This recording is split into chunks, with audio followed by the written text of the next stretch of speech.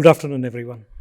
I enjoyed the morning session and I was actually picking up the themes of every speaker. So let me tell you, I represent the other side. I'm the problem.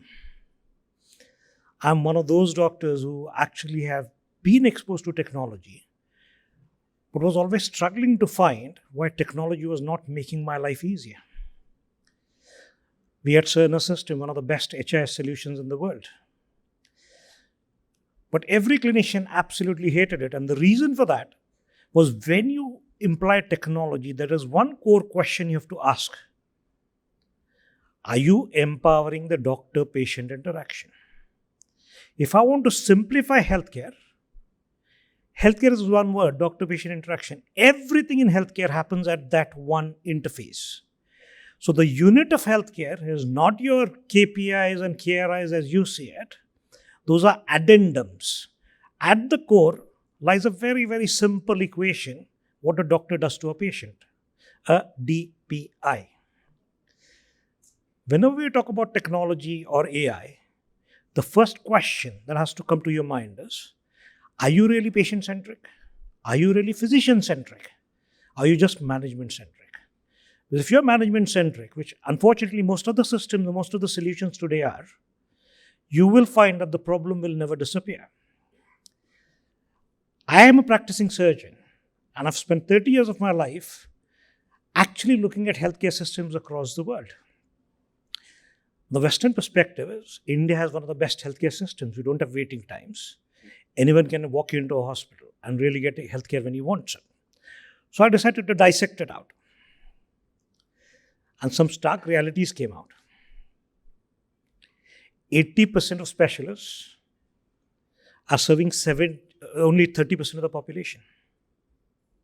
An average Indian has to travel at least 50 kilometers for more than 2 or 3 visits to see a specialist. This brings down to one of the stories of my early training in India, in Pune. When, as a young surgeon, I had a 19-year-old boy come to our ER.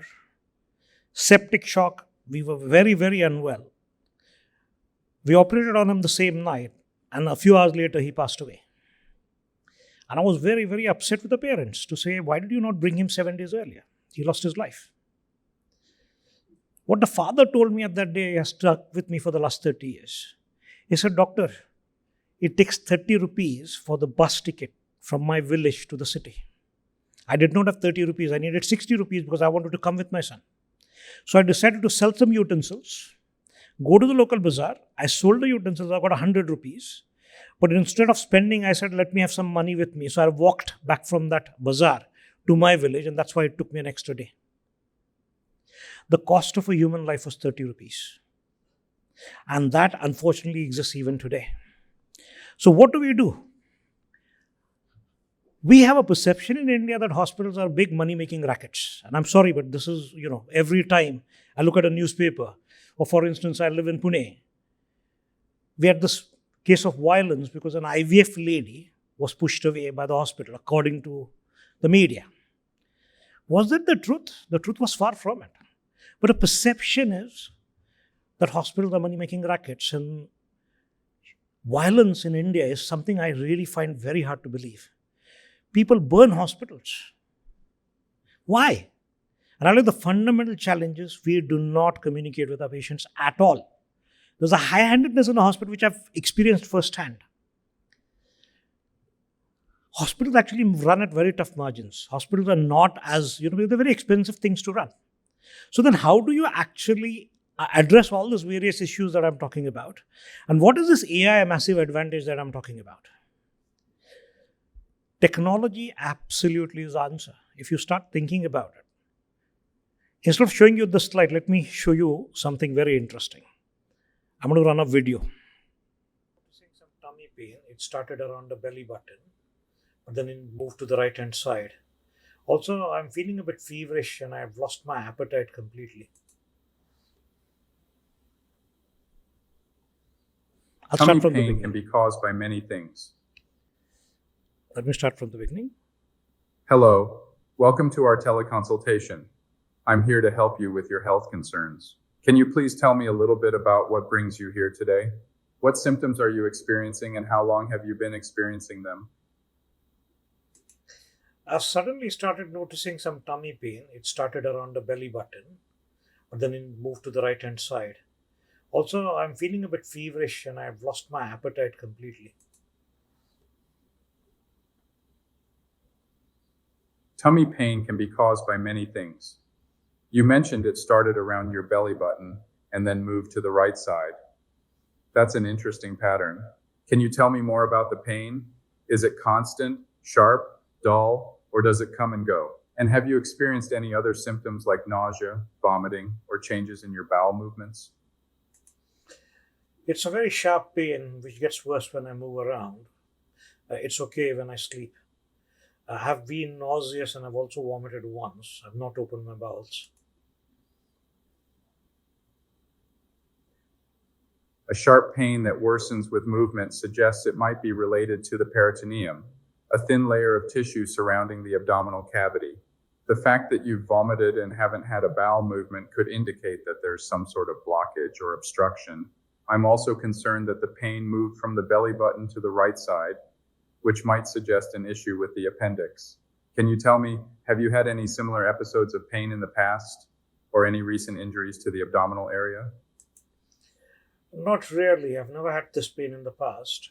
This is just all very sudden for me.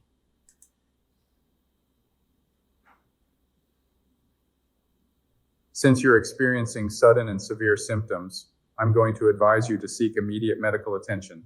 The combination of sharp abdominal pain, nausea, vomiting, and fever suggests that this could be an urgent condition that requires further evaluation and treatment.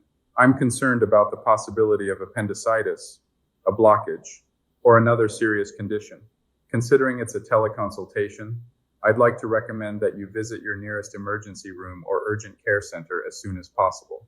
They will be able to perform a physical examination, take your medical history, and possibly order imaging tests such as a CT scan or ultrasound to diagnose the cause of your symptoms. In the meantime, please try to stay calm and hydrated by drinking plenty of fluids. Avoid eating or drinking anything heavy until you've been evaluated by a doctor. We'll also need to consider emergency surgery if it's indeed appendicitis. Is there someone who can accompany you to the hospital, or do you need assistance with transportation?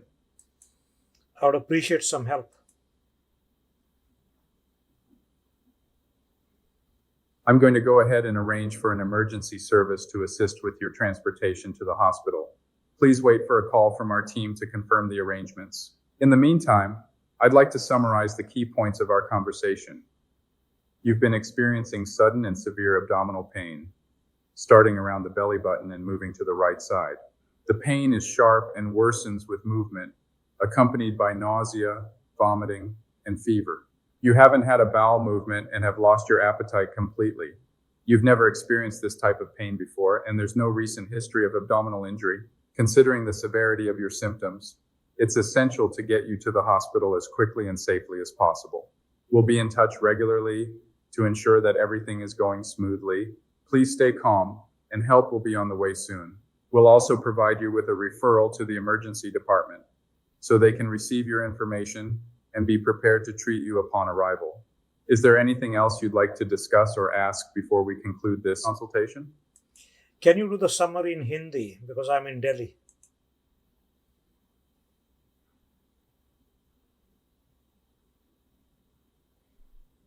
मैं समझता हूँ। आइए, मैं अपने योगदान का सारांश आपके लिए हिंदी में करूँगा। आपके लक्षणों के लिए हमें सर्जरी की आवश्यकता हो सकती है, इसलिए मैं आपको फौरन अस्पताल जाने। So you got the gist. This was an AI doctor. But this is not the only thing we can do. We literally can do this for any role in healthcare. And you need to understand one of the core problems of healthcare is access. 4 billion people on this planet actually don't have access to proper healthcare. How was this possible? How did we build this AI? The first thing we did was we understood data mobility. Today, every hospital, every doctor sitting in a data silo. When I ask anyone in this audience, do you have your medical file with you? The answer is no. So if you get the health condition now, there is no chance in hell that I can actually look after you properly. I'll have to repeat and do a lot of unnecessary tests just to find out what is your base condition. You might just be a diabetic who needs a little bit of sugar, and that's it, you're going to be conscious again. But how do I know that? So hospitals which are now investing into technology, they need to understand that there's no point in having a hospital information management system. There's no hospital management information system, HMIS. It has to be a healthcare solution that is data mobility like the banks have. If you do a transaction in one bank, immediately it reflects on your bank account, wherever in the world you are. But in healthcare, if I take healthcare in one hospital, even if the next hospital is next door, the data doesn't go.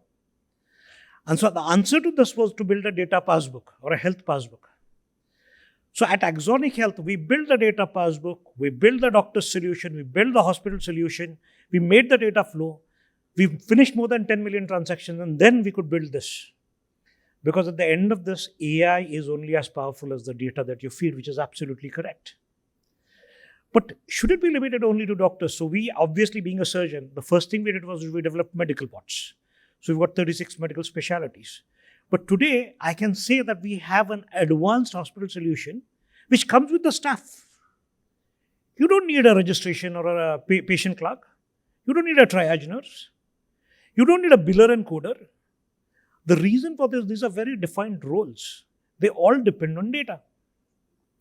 So if you're looking at building a solution and you build a custom solution, you have to start thinking beyond what is available and say, okay, listen, we will build solution because I can monetize the data that my hospital produces.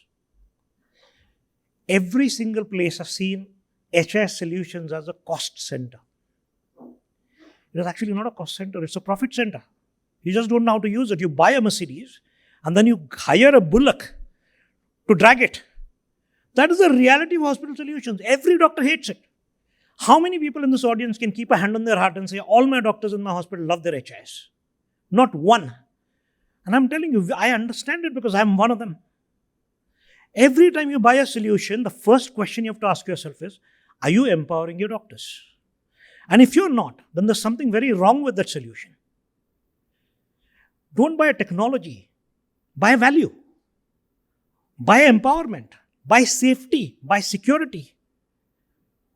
But what happens is you get, the way it all happens is it is the clinician is the last person who is actually involved in the decision making.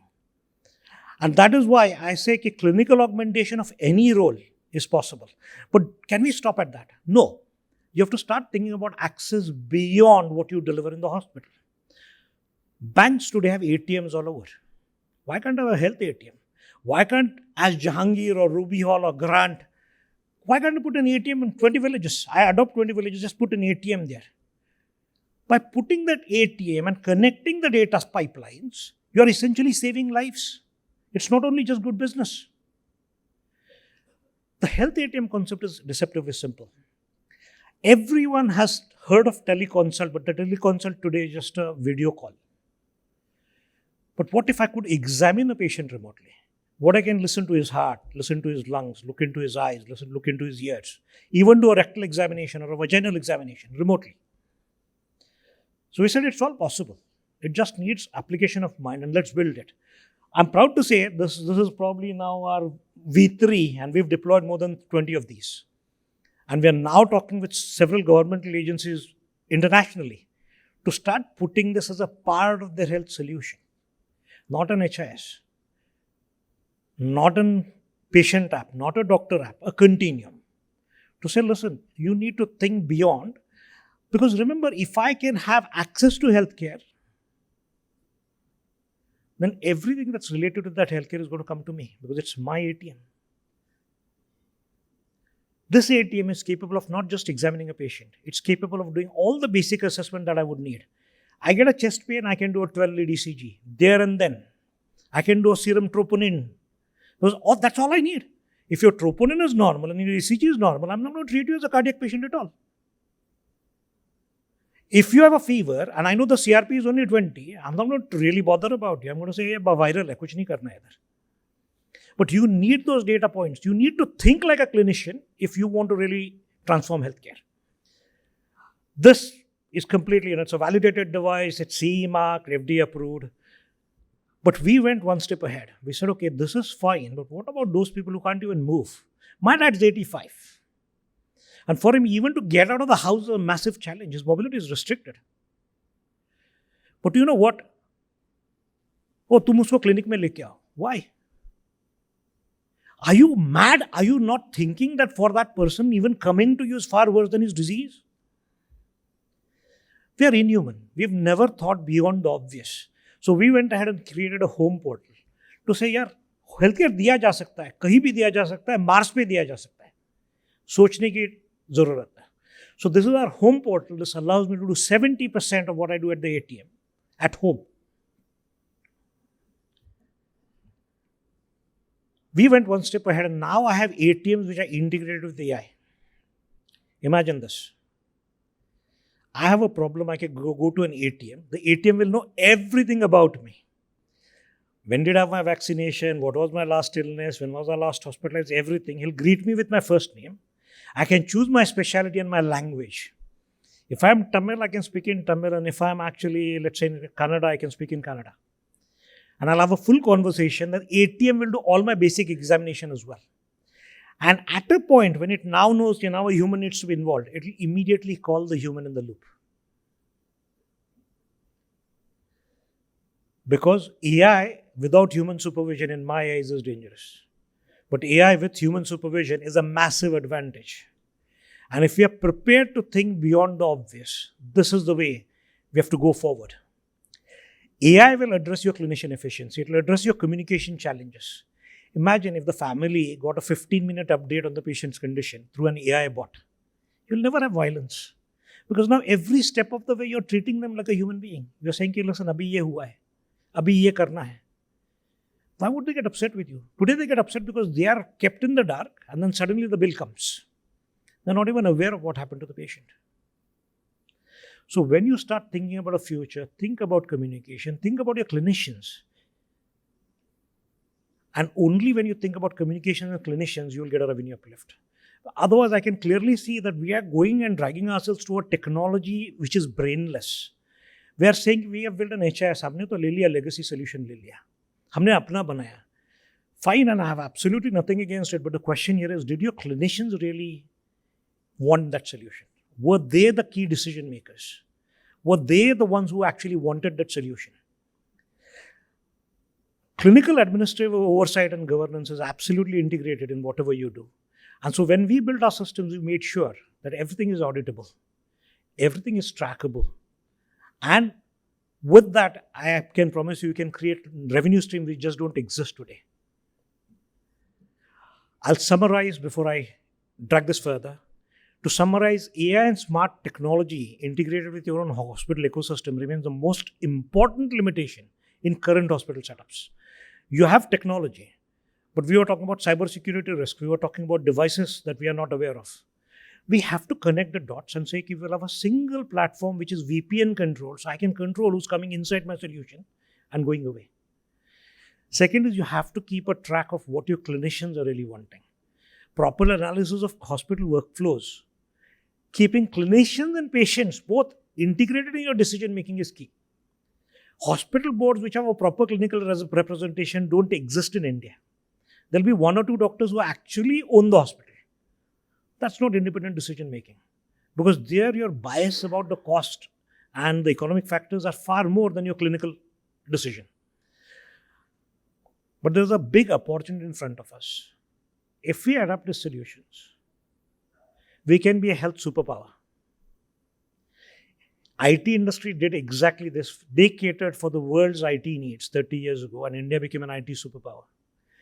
We have an amazing amount of medical talent in this country. Why can't we start saying, if you're a remote country, we will give you the cardiologist, we will give you the neurologist, we will give you the nephrologist. They don't have to physically come here.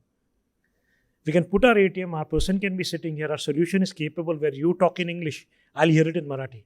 Or I'll speak in Tulu and you'll hear it in whatever language you want.